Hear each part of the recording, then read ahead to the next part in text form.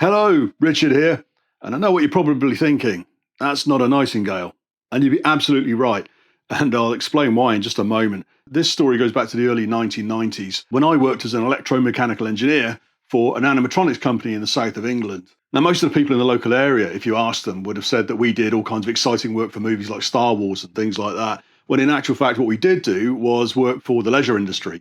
So we did animatronics, largely classified as animations, not like cartoon style animations, but animated displays, animated figures, and things like that. So it's the sort of thing that back in the 90s, if you ever went to a museum in the UK and you saw moving displays, then that was probably some of our work.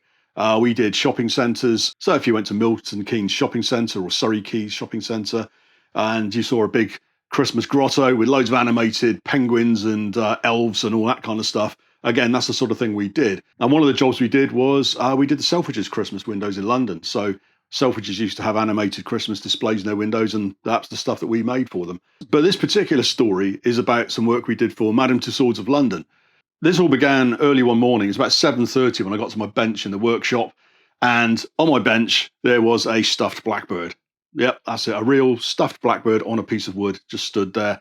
No explanation. So wasn't that out of the ordinary, I suppose, for that place? So I went out to see one of the managers and said, there appears to be a stuffed blackbird on my desk. I presume you'd like me to do something with it. And they said, yes, we've got a job for Madame Tussauds, a nice prestigious job, something quite interesting. And they said, what we'd like you to do is put a motor in it and make it so that the beak chirps up and down. And they're going to put it in a tree in one of their displays. So I thought, okay, I'll do that. So went back to my bench, took out a scalpel, made my first incision under the wing, like you do. This thing was still soft, by the way. It had only just freshly been stuffed. So anyway, I sort of cut it open. And then I realised that inside the stuffed blackbird was just a tangle of wire and sawdust and cotton wool and wood glue, basically. No way I was fitting a motor inside that. So I went back to the front desk, said, yeah, it's not going to happen. There's no way I can put a motor inside this. There's just no room inside. So the manager said, oh, okay, well, look, can you make a mechanism? So make a mechanism with whatever, however you do that. They weren't very technical in management. And give us the mechanism. We'll send it to the taxidermist, and then they'll stuff the bird around the mechanism. So I thought, well, that sounds reasonable. So I went off, made a little mechanism. I can't remember exactly how I made it now. It's going back a while. But it was basically, I think it was a little RC servo motor with a linkage and a bit of acrylic plastic for the beak. Anyway, this mechanism waggled up and down, was roughly bird-shaped. So off it went, and I thought nothing more of it. Now, one thing you need to understand is that at the time, this was like the best job in the world. Every day was like scrap heap challenge. I'd get to work in a nicely equipped workshop. We had lathes and drills and power saws and a welding bay and all that kind of stuff. Big heaps of motors and bits of metal and all kinds of stuff.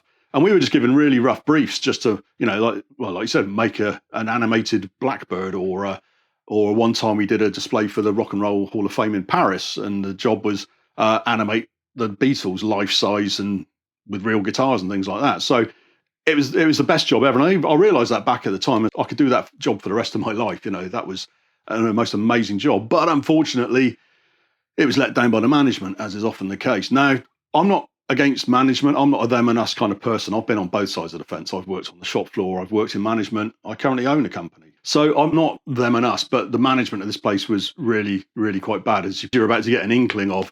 Some months passed. I was in London on holiday for a weekend, long weekend, and decided to go to Madame Tussauds. I thought, I'll go and see my work. I'll go and see what ended up in there. It was about 1991, and the display they had was, it was like the garden party. So in the garden party, you had all kinds of celebrities. I seem to remember there's Paul Hogan as Crocodile Dundee, maybe Dame Edna Everage, Manuel, possibly Kylie Minogue, all characters like that. And this particular scene was set out like an English garden party. I got the brochure, and you read about the garden party, and it would explain the garden party and the guests. And then it said, and in a tree, a nightingale sings. Well, in the tree, there wasn't a nightingale. It wasn't a blackbird. In the tree, there was a really sad-looking, badly stuffed magpie with a 25-degree starboard list, 3 curly wires coming out of its derriere, and a beak that really wasn't moving at all. So, yeah, that was it. That was the nightingale became a blackbird, and the blackbird then became a magpie. Now, I don't know what discussion went on between the management and Madame Tussauds. All I can imagine is Madame Tussauds phoned up and said, oh, hello, can you do us an animated nightingale? And our dear leaders would have said, yeah, of course we can do anything. Yeah, we'll do a nightingale. They probably got hold of the taxidermist, said, we'd like a nightingale, please. Right, you must be joking. I can't just go and shoot a nightingale and stuff it for you.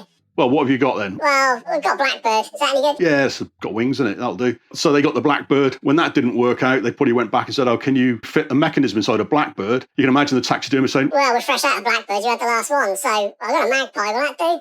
well, yeah, that's near enough, isn't it? So poor old Madame Tussauds ordered a nightingale, had all the brochures printed to advertise the nightingale singing in a tree, and they ended up with a badly stuffed static magpie. It's a real shame. It's a real shame. I would love to have done more work for people like that, but it wasn't to be. So I guess the moral of this story is be careful if you order a nightingale because you might end up getting stuffed.